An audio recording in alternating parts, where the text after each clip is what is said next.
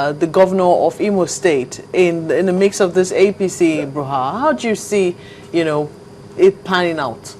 Well, for me, I think ABGA, a section of ABGA, is in alliance with the APC. And perhaps we should also expect some external forces, to make attempt to create divisions. It's normal, But I think at the end of the day, we have to also recognize that we have a governor that was democratically elected, under the platform of ABGA. And I think we should take his views and opinions more serious than any other faction that claims to represent that party.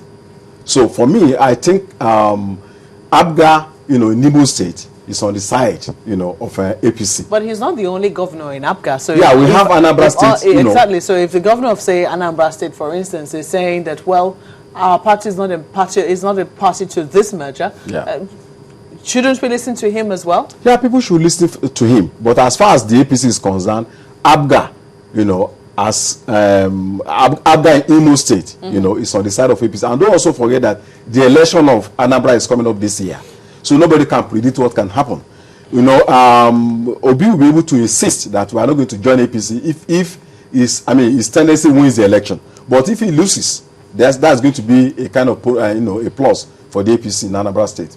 Looking at this in terms of investment of the different parties, a host of people have also postulated that, if we're looking at this in terms of investment, some people would definitely be investing more.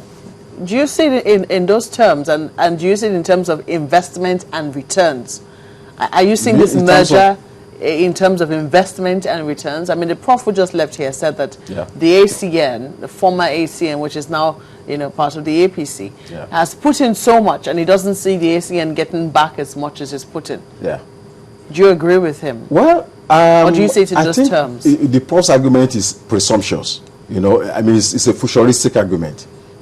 And we cannot base our conclusion on arguments that are based on what may happen in the future.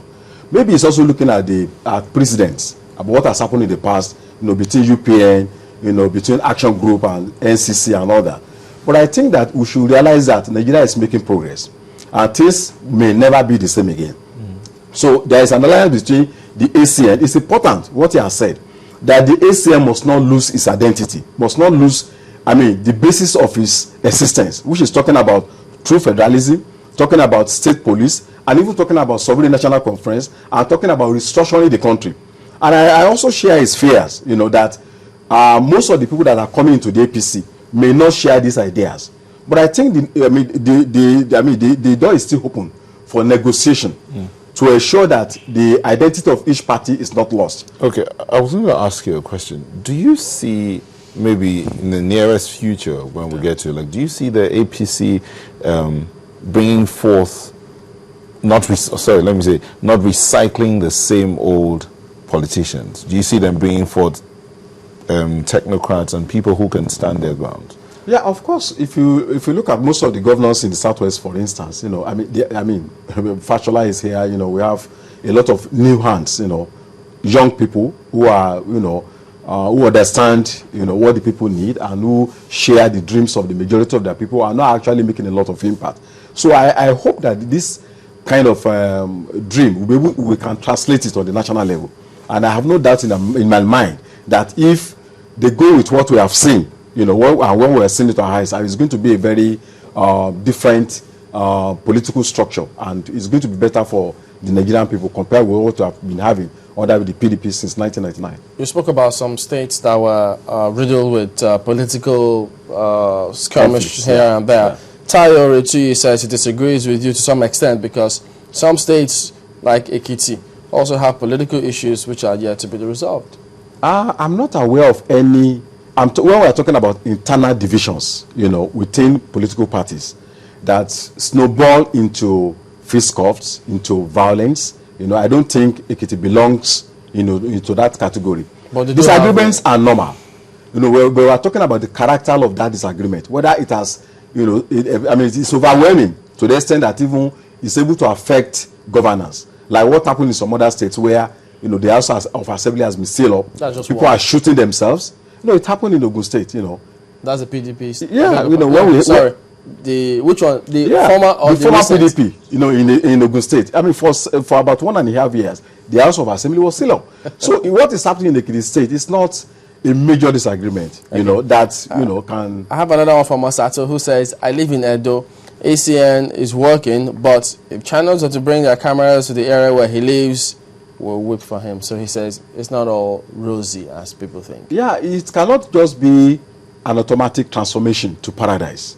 You know, that Edo State was under PDP for 8 years. You know, we have a government that just spent about 5 years. You know, so I think that, well, he has admitted that there are changes taking place, but I think he should also realize that it cannot just be, you know, a one-off thing. It has to take some time. But we must admit that Edo State is a different state compared to what it used to be. What do you see happening? Because, you know, the APC, now that they've been registered, usually at the center, they speak against or they speak about some policies of government that are not going on right. Yeah. Now, if, assuming they get to that position, and then they're used to criticizing, if they make one wrong step or two or three, don't you think people's confidence just nosediving about the party so quick? Yeah, Nigerians have been shortchanged for a very long time. So everyone is desperate to see the real change. And I can tell you that most Nigerians don't trust politicians based on their own experience. And that is why ACN, APC or PDP. That's the reality. But if you look at, you know, for the past few years, you know, people are beginning to gradually develop trust in the political system based on a little transformation that I've been able to see. So I believe that, you know, if APC is able to convince Nigerians, I mean, that it is a better alternative based on the programs that it wants to present to Nigerians, and also based on the candidate, I mean, the presidential candidate that the party will be presenting. Because if APC now decides to go and present a candidate that has credibility problem, then I think it's going to diminish the trust that people, you know, wish to actually build in the APC. That's why it's very important that the presidential candidate of the APC, they really need to be very careful to ensure that they pick somebody with a very good track record, somebody with a very good background, somebody that without blemishes, that they enjoy public trust. Well, there are people like that. For instance, politicians. Buhari. Oh yeah, there are. You know, take Buhari for instance. I mean, when you look at the last presidential election, you could see the level of votes. You know, the level of support that, you know, enjoy in the northern part of the country, and also when he ruled this country for about 18 years. Those people, even though there was lots of human rights violations, after truncating democracy, 18 months, Yeah, you meant. You know, which was, you know, but if you look at the pattern at that time, you know, there are a lot of changes that took place. How do you reconcile that if you truncate democracy? You mean by, because as at that time, don't also forget that the political milieu, you know, in West Africa, in Africa, was, you know, military rule almost everywhere, and Nigeria could not have been an exception. And why the NPN was overthrown, it was obvious that, you know, the party was running Nigeria almost aground, and there was a need for, at that time, for the military to intervene. And I think that intervention on in December 1983 was a very popular one. Really? You know? Oh yes. But you know that because people were tired. You know, there was an election in the then Ondo State which was overwhelmingly rigged, and people took to the streets. People were being killed. You know, all say the same thing.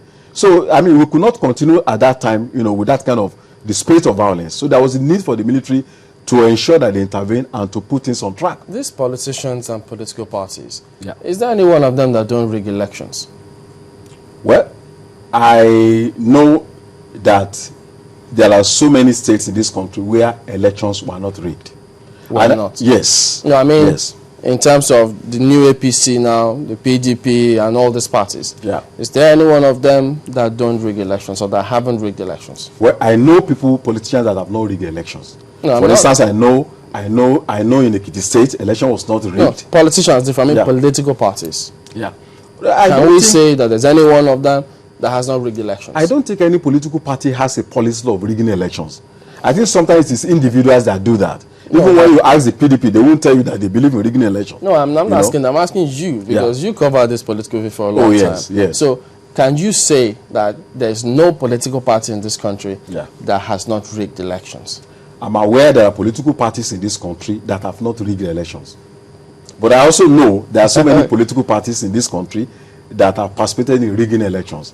And I also know that some political parties are notorious for rigging elections. And we all know that political party. I don't need to mention it. All right, and thank you for coming on this morning. Adewale Adeoye is public affairs analyst, also deputy news editor. Deputy editor, former deputy editor. Former deputy editor. And you'll be back there soon. Who knows how long. Thank you for coming on this morning, by the way. Thank you very much. All right, then we're back in just